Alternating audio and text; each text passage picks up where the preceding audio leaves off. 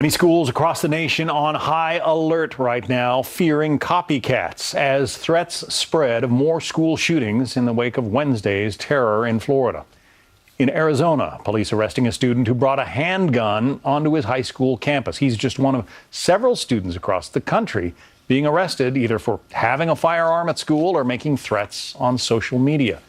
Joining us now, retired Lieutenant Steve Rogers. He's a former member of the FBI Joint Terrorism Task Force, and this is hitting home for you. It sure is, John. First of all, let me say this. Congress is not going to solve the problem, but the people will. And I've always said that instead of being concerned about the image of police officers in schools, we need to be concerned about the image of blood spilled on the floors of these schools. And I've got to tell you, we need to have armed police officers in our schools. And we're not talking about uniformed cops. We're talking about cops that are in suits, but they're armed and they're first line of defense, number one. Nutley, New Jersey, last night there was a threat. It's in the media, it's in the news, where a student posted something on Facebook. But I got to tell you, the police commissioner of that town, Al Petrocco, and the school superintendent did a superb job. You see something, say something. Parents and kids saw something. The police immediately went to the offender's house, and now there's an investigation going on. In Arkansas, Fayetteville high school kid threatened to shoot up the school. Spartanburg, South Carolina, a ninth grade student was arrested after he posted a photo of himself on Snapchat with a mask on and carrying a rifle and saying that it was going to be Florida Part 2, Round 2 tomorrow. Yeah, and we can no longer take any of these threats lightly.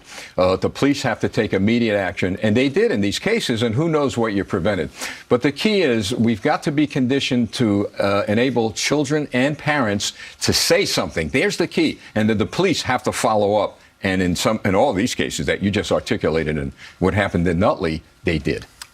You know, I got to say there was at least one, maybe two armed officers on the campus in Broward County, and they weren't able to stop this. Yeah, but they probably were what I'm understanding, they were in another section of the school.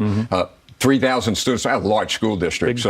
But each school is going to have to do threat assessments. You may need 4 or 5 cops in the schools. Believe me, no one wants an armed camp in their schools, and it doesn't have to look like that.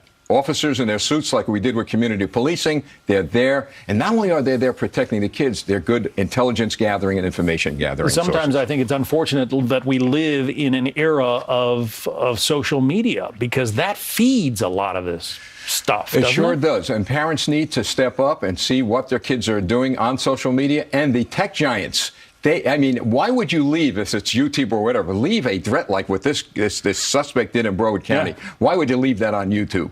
We have to come together. And, John, I've always said we got to get the clergy involved, too, because they hold a key to a lot of the problems, from mental health to spiritual problems, that could really be a solution to what we're facing. So back to what you said at the beginning. Washington, you said, isn't going to solve the problem. John, they're going to be talking, debating, gun control, this and that. Let's get that out of the picture, and let's get real action. And it's the parents and the school districts and local police that can take that action. Maybe not solve the whole problem, but at least they're taking a first step. Yeah. Parents paying a lot more attention to what their kids are reading and how they're spending their time would play a big part here. Exactly right.